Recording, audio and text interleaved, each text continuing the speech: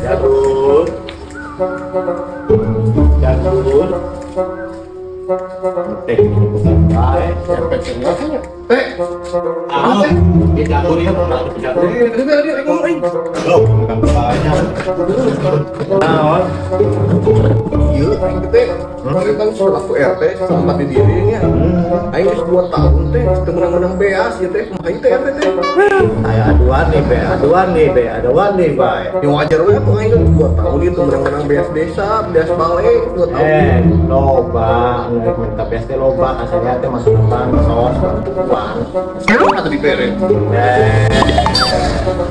Naon eta? Biasa. Tong kitu teh aing ngaranna RT teh ieu kudu netral, ulah di tetangga, ulah naon ulah. Terus mah naon duit. Nah, itu mah terserah dewek bae. Sama yang jadi yang menang bantuan, ya jadi tetangga orang heula bae atuh. Jadi ayeuna mah murid yang menang bantuan teh kudu tetangga jeung RT teh. Aduh, kudu tetangga heula, sakola bae donasi. Aduh, dewek mah.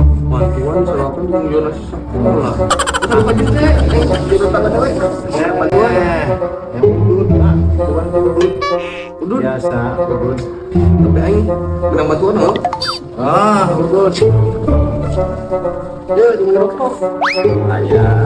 Terus nuhun ya. Oh, teu nama urang. Ya, siap. Lumayan. Padahal orang jadi RT deui, mau di bae. Aduh.